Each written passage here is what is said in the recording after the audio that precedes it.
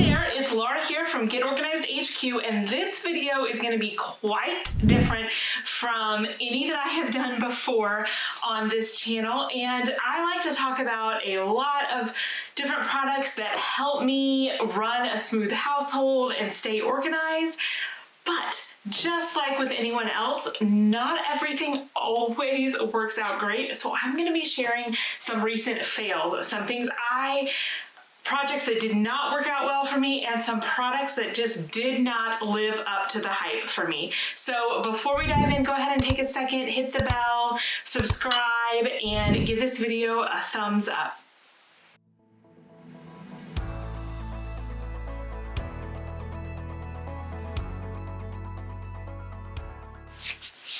So this is called, I believe, something like Beeswax Wrap. It's a beeswax style wrap. I don't even remember the specific company, and where possible, I won't even be mentioning companies in this video since I'm talking about what I don't love. But it is supposed to be like kind of sticky, and it's supposed to cover your food without using like disposable items, which I think is a great idea. So you could like wrap a sandwich or crackers or whatever food you have in this, and then just wash it and reuse it. And I think that is a great idea.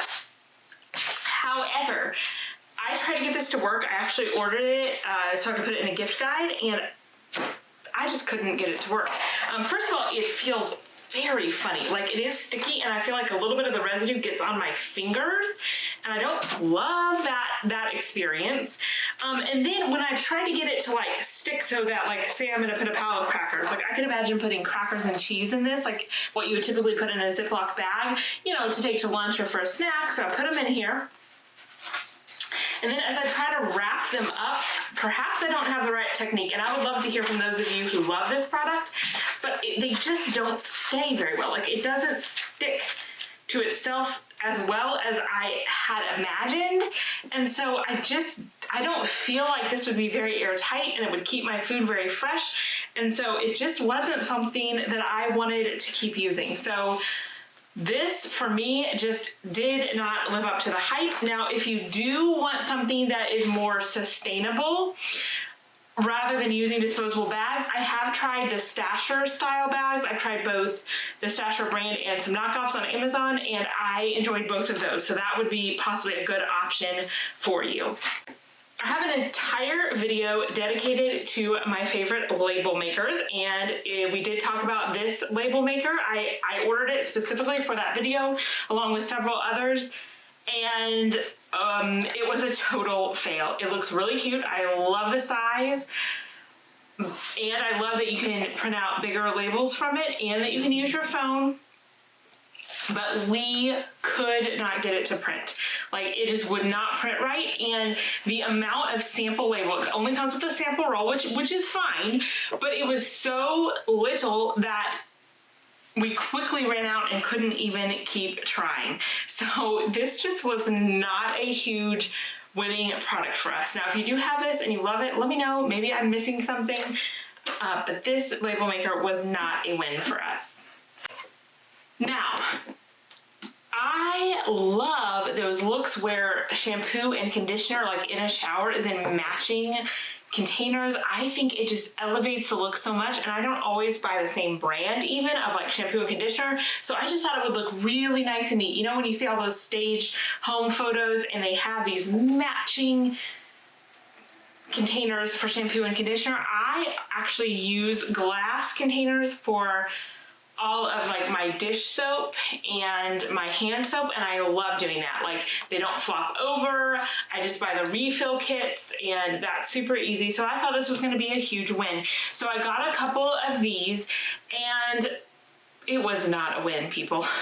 It was a total disaster, to be honest. Like, first of all, have you ever tried to fill a conditioner bottle? Like, conditioner is very thick, and as I tried to fill this bottle, I mean, it took forever, and it was spilling all over the place because, you know, I tried to tip the bottle up and get it into this opening, and it was hard not to get it to spill. And even so, like, doing this much took forever. I was very determined to get it to work. Okay, so I finally get that done.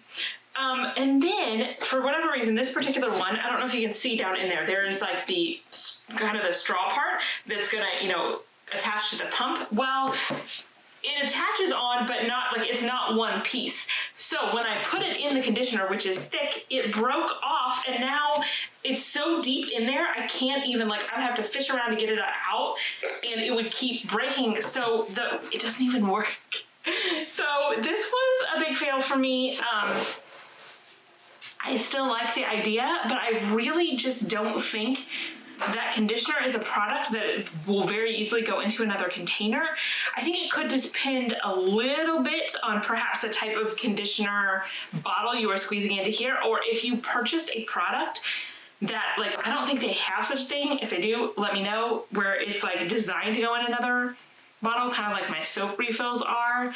That might work a little better. But if anyone has ever like decanted their conditioner and it was a good experience, let me know, and maybe I'm just missing something, because I still love the idea, but that was just not a win for me. I was trying to use heat transfer vinyl and put the word small on this pouch.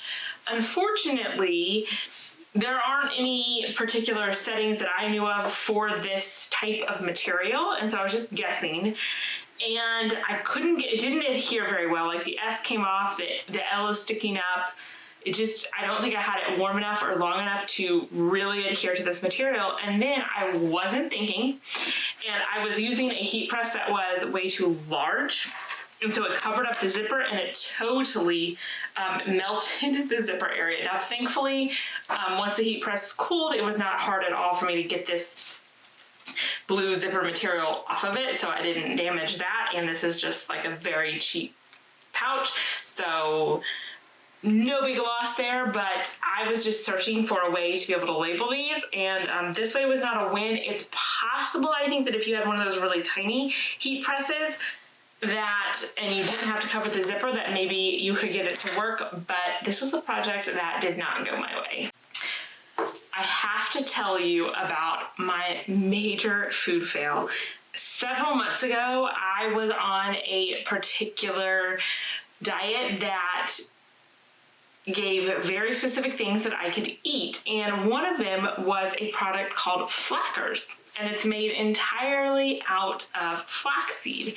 And I have eaten plenty of alternative types of like crackers and bread and chip substitutes, and I usually don't mind them at all, like things made of almond flour and various other things, but these Flackers, oh wow. They just were not good. I tried them, Tasha tried them, and that was just a big no for me. Now, if you have tried them and you like them, I would love to hear from you, because I mean, we just could not get on board with them. I ended up having to throw them out because I couldn't find anyone who actually wanted to eat them. I don't know if you all have seen those magnetic false eyelashes. There's two different kinds. There's one where like you put some on the top, on the bottom, and some on the top of your lashes, and then they each have magnets and they kind of attach to each other, so they stay on your eyelashes that way. There's also a kind with the magnetic eyeliner where the actual eyeliner is magnetic and then the lashes attached to that. That one with the magnetic eyeliner went okay. It doesn't actually curl as much on the edges as I would like, but that one went okay. But when I tried the lashes that stick to each other, it was incredibly difficult. And I actually, after I bought them, I looked up multiple YouTube reviews of them where like real beauty bloggers were trying them out. So I feel like those beauty bloggers like know what they're talking about. And many of them struggled a lot with them. If you do want to try to get them to work, your best bet is to cut them apart to where you have your top row is all one piece, and then your bottom row is just one magnet each, because it's just very hard to get all the magnets to line up. It sounds so easy in theory, and I love the idea of not having to put glue on my eyes or lashes, but it just is way harder than it seems. So that was a huge fail for me. You know how sometimes you get ads for things all the time, and especially if you check it out, like the ads will just keep popping up. And one of the things that I kept getting ads for months, and I was super curious about, were these, I don't know if you call them silicone ponytail holders. It looks like this. And I read a bunch of the reviews, and basically it's supposed to give your ponytail like a little bit more body because it's a little bit stiffer, so it's not just like laying flat against your head. It's supposed to be creaseless, so it's not creasing your hair, and it's also, sometimes when you use the traditional like bands, you get hair kind of twisted around it and you lose some hair. This is supposed to prevent that from happening, and when you take it out, it's not supposed to leave creases in your hair. And tons of people in the reviews said amazing things about it, so I decided to give it a try.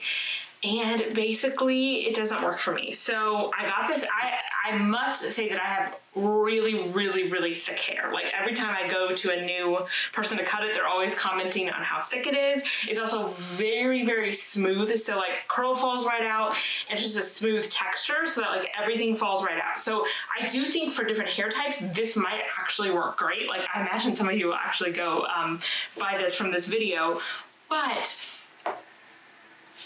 for me, it just didn't work. So what I will say is that it worked better than I would have imagined, in that when I first put it in, it actually stays in my hair. The ponytail does look really good. It does have a little bit more body to it, which I really like. The hair does not stick to it, and it doesn't crease, so it lives up to all those claims. The problem is, for me, within 30 to 90 minutes, no matter what, it is falling out. It just won't stay. But again, I think that if you had thinner hair, or maybe it was a little rougher in texture, I think this could work beautifully.